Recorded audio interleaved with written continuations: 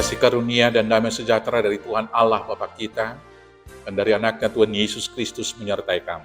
Amin.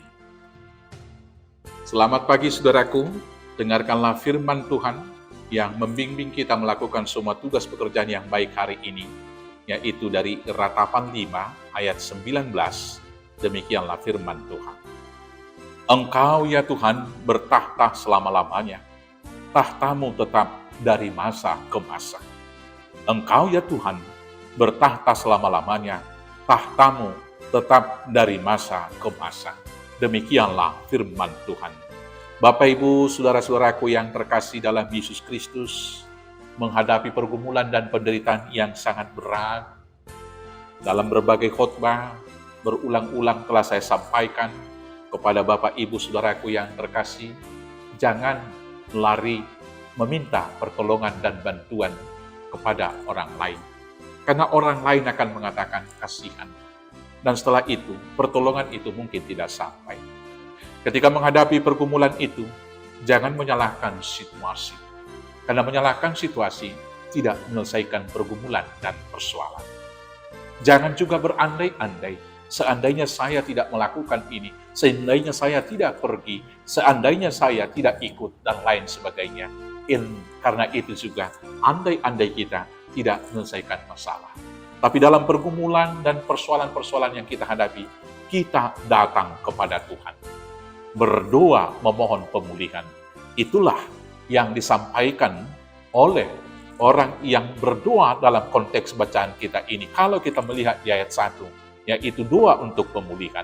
Di ayat 1 dikatakan, ingatlah ya Tuhan, apa yang terjadi atas kami. Pandanglah dan lihatlah akan kehinaan kami. Kemudian diingatkan di ayat 2, milik pusaka kami beralih kepada orang lain, rumah-rumah kami kepada orang-orang asing. Kami menjadi anak yatim tak punya bapa, dan ibu kami seperti janda. Air kami minum dengan membayar, kami mendapat kayu dengan bayaran. Kami dikejar dekat-dekat, kami lelah, bagi kami tak ada istirahat. Kami mengulurkan tangan kepada Mesir dan kepada Asyur untuk menjadi kenyang dengan roti. Bapak-bapak kami berbuat dosa, mereka tak ada lagi, dan kami yang menanggung kedurjanaan mereka. Pelayan-pelayan memerintah atas kami, yang melepaskan kami dari tangan mereka tak ada. Dengan bahaya maut karena serangan pedang di padang gurun, kami harus mengambil makanan kami. Penderitaan umat Israel begitu susahnya, tetapi dalam penderitaan itu mereka datang kepada Tuhan. Saudaraku, kita juga demikian. Dan ketika kita datang kepada Tuhan, kita harus juga untuk mengucapkan pengakuan, Engkau ya Tuhan bertahta selama-lamanya, tahtamu tetap dari masa ke masa. Kalau Tuhan tetap bertahta di atas tahtanya, maka Tuhan berkuasa untuk membalikkan penderitaan kita menjadi sukacita. Kalau Tuhan yang kita sembah itu tetap berkuasa, dan kalau kita menghadapi penderitaan sekarang, berarti ada yang salah dengan kita, bukan Tuhan yang salah.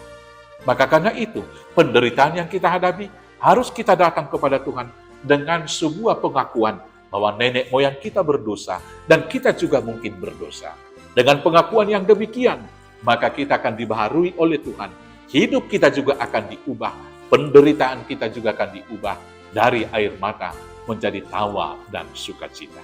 Maka apapun pergumulanmu, apapun penderitaanmu, datang saja pada Yesus. Tuhan sanggup menghibur, Tuhan sanggup mengubah semua pergumulan kita menjadi berkat bagi hidup kita. Selamat memenangkan pergumulan, selamat dihiburkan Tuhan Yesus. Tuhan Yesus memberkati. Amin, kita bersatu dalam doa.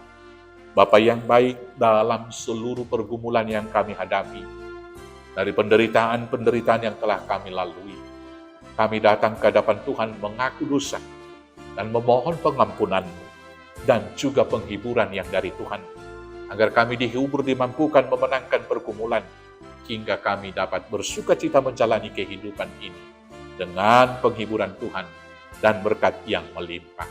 Maka kuatkan, mampukan kami memenangkan semua pergumulan hanya di dalam nama Yesus Kristus Tuhan Juru Selamat kami yang hidup. Amin.